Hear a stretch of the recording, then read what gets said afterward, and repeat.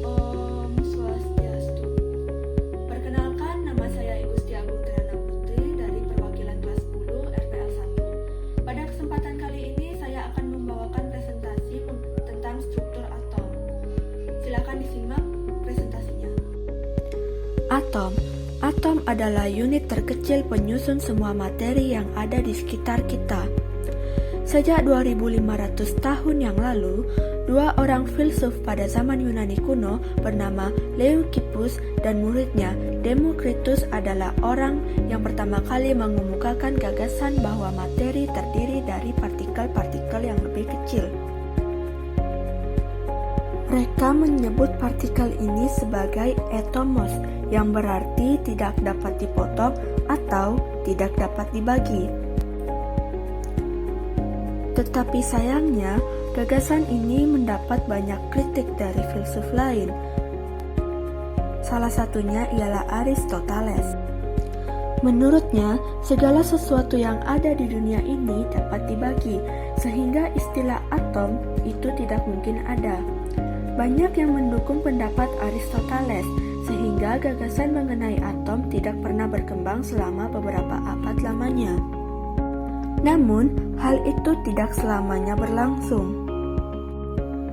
Perkembangan dimulai lagi dengan kemunculan hukum kekekalan massa yang diusulkan oleh ahli kimiawan asal Prancis bernama Antoine Lavoisier, yang menyatakan bahwa bahkan jika materi berubah bentuk, masanya akan tetap sama. Yang kemudian muncullah John Dalton yang menyimpulkan 5 hal utama dari eksperimen yang pernah dia lakukan, yaitu 1. Atom membuat semua materi. 2. Atom tidak dapat dibagi menjadi partikel yang lebih kecil. 3. Atom yang terdiri dari unsur yang sama adalah identik, sedangkan atom yang terdiri dari unsur yang berbeda adalah berbeda. 4. Reaksi kimia mengatur ulang atom dalam hubungan satu sama lain. Dan yang kelima, senyawa terbentuk ketika dua atau lebih elemen yang berbeda saling terikat bersama. John Dalton memvisualisasikan model atomnya seperti layaknya bola pijar. Pada tahun 1904, seorang ahli fisikawan asal Inggris bernama C.J. Thomson melakukan percobaan menggunakan tabung sinar katoda.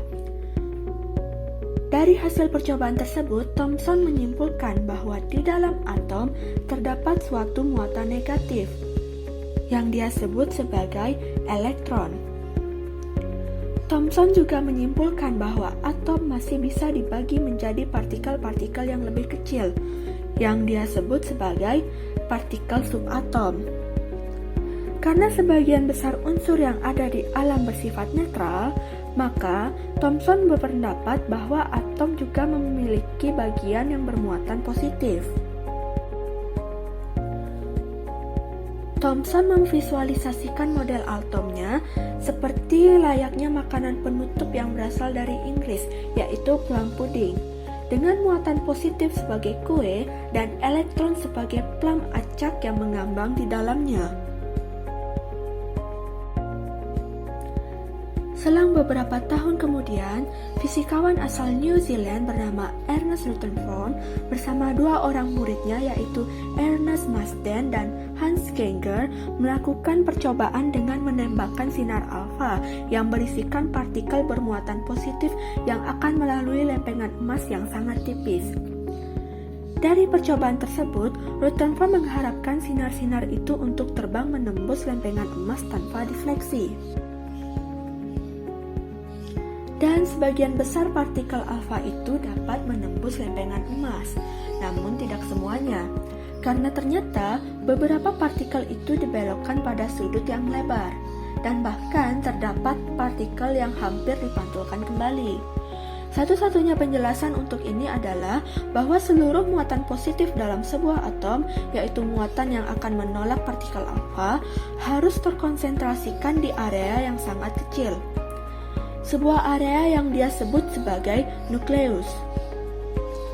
Karena sebagian besar partikel alfa itu dapat melewati atom tanpa terpengaruh, Rutherford kemudian menyimpulkan bahwa sebagian besar atom adalah ruang kosong. Rutherford juga menemukan bahwa jika dia membombardir nitrogen dengan partikel alfa, maka akan menciptakan sekelompok ion hidrogen. Dan ion-ion kecil yang bermuatan positif inilah yang dia sebut sebagai proton. Dari percobaan tersebut, Rutherford kemudian mengajukan model atom terbaru, seperti ini.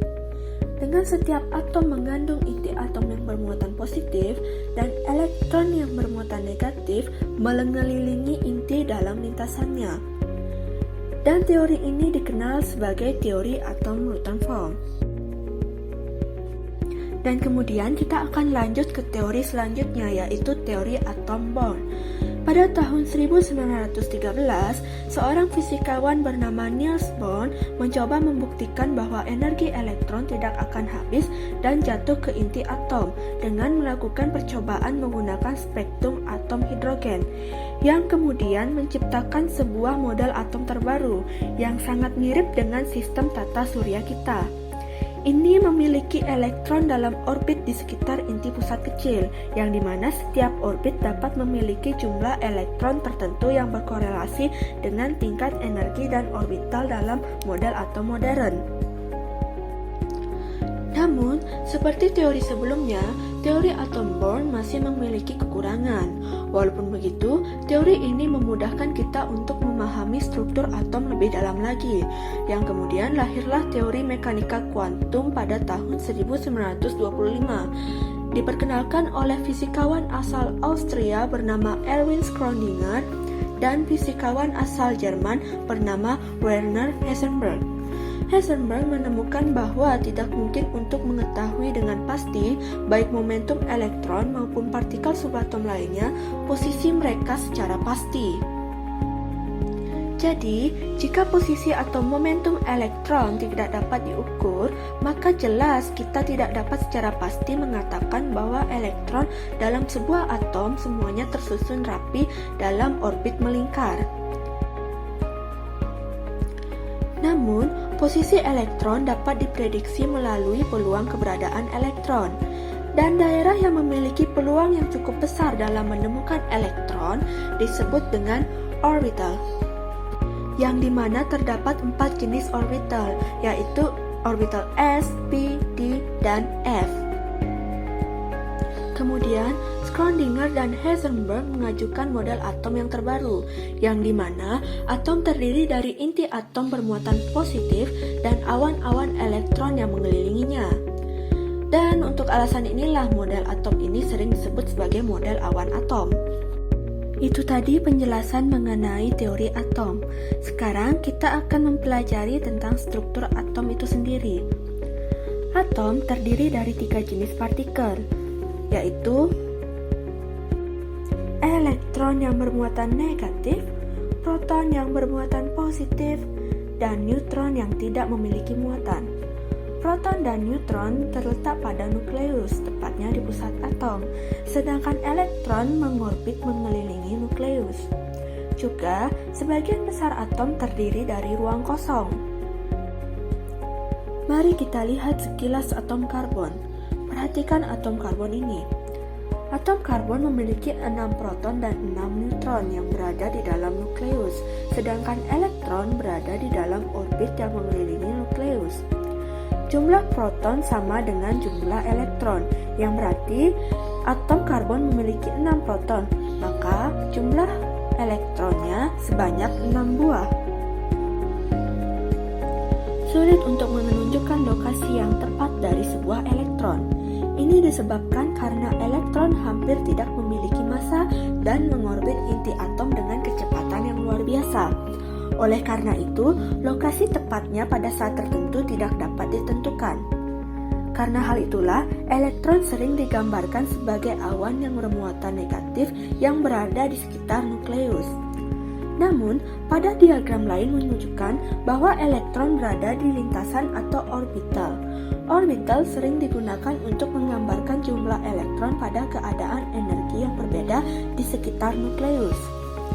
Ini penting karena hanya elektron pada tingkat energi tertinggi atau orbital terluar yang berpartisipasi dalam reaksi kimia. Hal ini disebut dengan elektron valensi, dan mereka terlibat dalam pembentukan ikatan kimia antara atom.